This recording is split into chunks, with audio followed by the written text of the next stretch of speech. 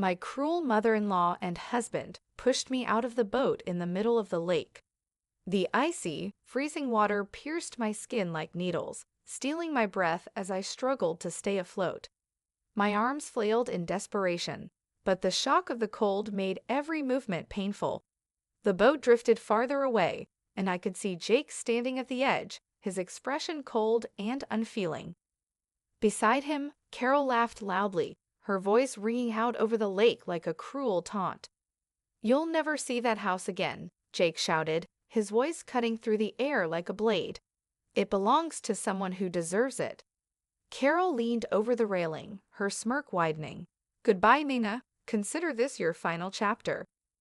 Their laughter echoed in my ears as they turned the boat around, leaving me to fight for my life in the middle of Silverwater Lake. But they underestimated me. They thought I was weak, someone they could dispose of without a fight. They were wrong. I wasn't ready to give up, not now, not ever. Hello, my name is Nina Reed.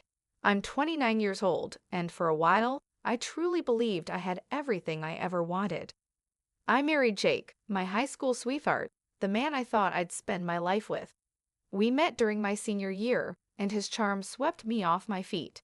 He was attentive, funny, and made me feel like the most important person in the world. After graduation, we tied the knot and moved into a beautiful house near Clearwater City.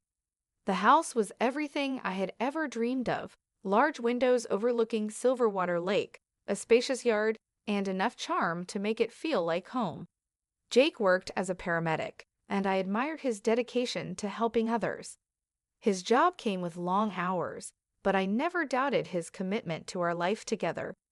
Then there was Carol, Jake's mother. Before the wedding, she had been warm and welcoming, often calling me her future daughter. She shared family recipes and gave me advice on how to manage a home. At first, I thought I was lucky to have such a supportive mother-in-law. The first year of marriage was blissful. Jake and I spent weekends exploring the lake in a small boat, planning our future, and talking about the family we hoped to start someday. Life felt perfect until things began to change. It started subtly. By the second year of our marriage, Carol's visits became more frequent. Her tone shifted from friendly to critical. She made biting comments about how I cleaned the house or handled our finances. I brushed it off, thinking she was just being overprotective of Jake. Then Jake began to change. The man who once went out of his way to make me feel special started coming home late, making excuses. When he was home, he was distant, often glued to his phone. I told myself he was stressed from work, but deep down, I sensed something was wrong. One evening, Jake handed me a stack of papers to sign. "It's just for house insurance," he said, flashing his usual smile. "We're updating the policy in case of emergencies." I trusted him completely and didn't think twice before signing. Little did I know, I had just signed away my share of the house to Jake. A month later, a letter arrived from a real estate agency confirming the upcoming sale of our home. Confused and panicked, I confronted Jake that evening. "You tricked me," I shouted, my voice trembling with disbelief. "You made me sign over my share of the house without telling me." Jake didn't even flinch. He stared at me coldly, his tone sharp. "It's for the best, Nina. You're not capable of managing a house like this. Carol and I have plans, and you're not part of them." His words cut me like a knife. My home, my sanctuary, was being taken from me by the two people I trusted most. The next day, Carol showed up unannounced. Her once friendly demeanor had been replaced by an air of superiority. "This is for the family," she said dismissively, waving away my outrage as if I were a child throwing a tantrum. "You should be grateful Jake has taken care of you all this time. This house isn't yours, it's his. You've been lucky to live here at all." "Lucky?" I shot back, my anger boiling over. "I've contributed to this house as much as he has. You lied to me, manipulated me, and now you're selling it behind my back? How can you justify this?" Carol smirked. "You wouldn't understand what it takes to manage a property like this. Jake and I have it under control. It's time for you to move on."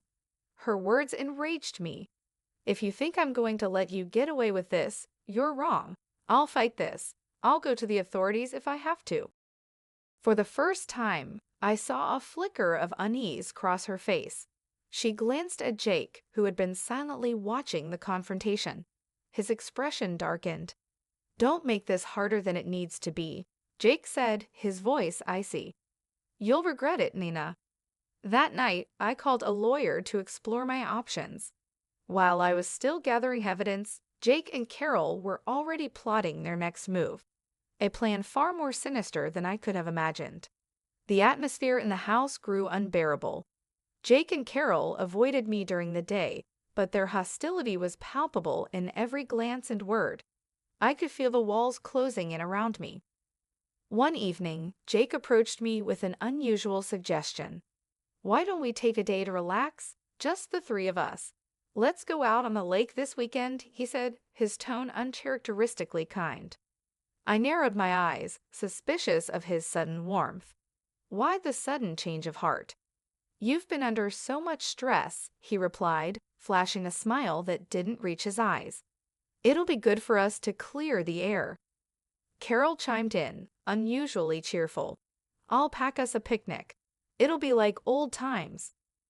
I hesitated, unsure whether to believe them. But a part of me wondered if this was their way of trying to reconcile. Against my better judgment, I agreed. "Fine, but this doesn't mean I've forgiven either of you." The morning of the trip, the sun shone brightly over Silverwater Lake. We rented a small boat, and Jake handed me a life jacket with a wide grin. "Safety first," he said. I put it on, still uneasy but trying to push my doubts aside.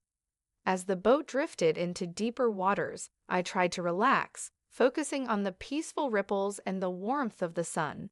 For a fleeting moment, it felt like the good old days, but that peace didn't last. As we moved farther from the shore, the atmosphere shifted. The friendly chatter faded, replaced by an eerie silence. I caught Jake and Carol exchanging glances, their smiles growing tense and calculated. "Nina," Jake said suddenly, his voice unnervingly calm. "We need to talk." A cold knot formed in my stomach. "What's this about?" Carol leaned forward, her eyes sharp and full of malice. "Let's not drag this out. You've been nothing but a thorn in our sides since you started fighting us about the house. Honestly, we've had enough." My heart pounded. "You stole my share of the house. You lied to me. And now you're blaming me?" Jake shrugged, his tone devoid of emotion. "You signed the papers. You didn't read them. That's on you. But instead of letting it go, you've caused problems. You even threatened legal action. We can't have that." His words sent a chill down my spine. "What are you saying?" Carol smirked. "It's simple. You don't belong in this family anymore. Consider this our goodbye." Before I could react, Carol lunged at me, grabbing the straps of my life jacket. I screamed, struggling to break free, but Jake joined in, ripping the jacket off entirely. "Please, don't do this," I cried, tears streaming down my face. "I'll leave. You'll never hear from me again." But they didn't care. Together, they shoved me over the side of the boat. The icy water hit me like a wall, stealing the breath from my lungs as I plunged beneath the surface. My limbs flailed in panic, but the cold numbed my body, making it hard to move. When I finally broke through to the surface, I gasped for air, my heart pounding as I fought to stay afloat. Above me, Jake and Carol stood at the edge of the boat. Jake's expression was emotionless, while Carol sneered down at me. "She can't swim," Carol said with a cruel laugh. "It's over for her." "Let's go," Jake said, his voice cold and final. Without another glance, they turned the boat around and sped away, leaving me to die in the middle of Silverwater Lake. But they underestimated me. Despite the shock and the numbing cold, a surge of determination coursed through me. Swimming had been one of my favorite activities growing up, a passion I had almost forgotten in the chaos of the past few years. I forced myself to take deep, steady breaths, focusing on keeping my strokes strong and controlled. The shore was too far away to see clearly, but I refused to give up. As I pushed through the water, each stroke sending pain shooting through my frozen limbs, I heard the faint hum of another boat in the distance. I turned my head, squinting against the glare of the sun. A small vessel was approaching, with 2 figures on board. I waved frantically, mustering every ounce of strength I had. One of them spotted me. The boat turned toward me, and within moments, strong hands pulled me out of the water. "Are you okay?" a man asked, his voice filled with concern. I couldn't respond at first, shivering uncontrollably as I gasped for air. A woman wrapped a thick blanket around my shoulders, her face etched with worry. "You're safe now," she said gently. "They tried to kill me. I finally managed to choke out. My husband and his mother. They threw me overboard." The man's expression hardened. "We saw everything," he said. "We recorded it. Don't worry, they won't get away with this." Their names were Adam and Mia. Adam was a lawyer, and Mia was his younger sister. They had been enjoying a peaceful day on Silverwater Lake when they witnessed the horrifying scene unfold.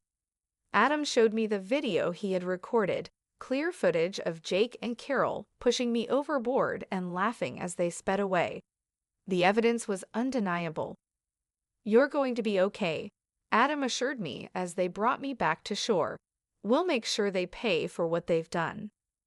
Once on land, I called my parents, my fingers trembling as I dialed the number. They arrived within an hour, their faces pale with shock and fury. My father hugged me tightly, his voice trembling with anger. "We're going to fight this, Nina. They won't get away with it." Adam helped me file a police report that evening, providing the video evidence along with my statement. Detective Roberts, the officer assigned to the case, was horrified as he reviewed the footage. "This is a clear case of attempted murder," he said grimly.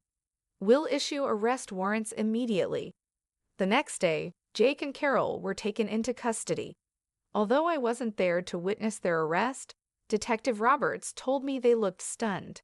They had assumed I wouldn't survive, let alone fight back.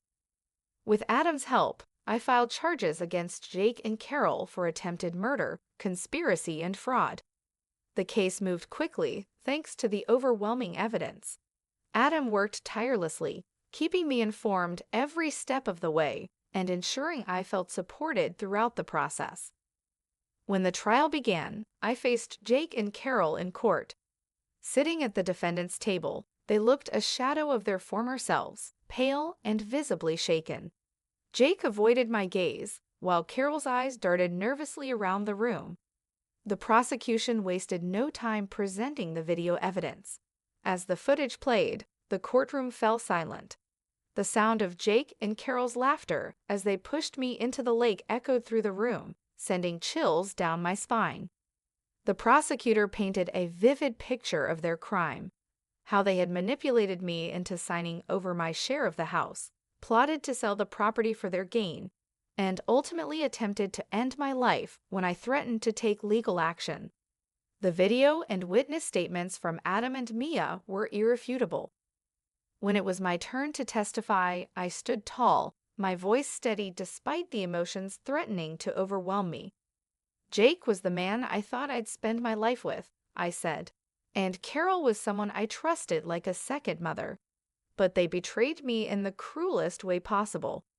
They tried to take everything from me, my home, my dignity, and even my life. But I survived, and I'm here to make sure they face justice for what they've done." Jake's lawyer tried to argue that it was a misunderstanding, but the evidence was too strong. Adam's closing arguments were powerful, painting Jake and Carol as heartless schemers who thought they could escape accountability.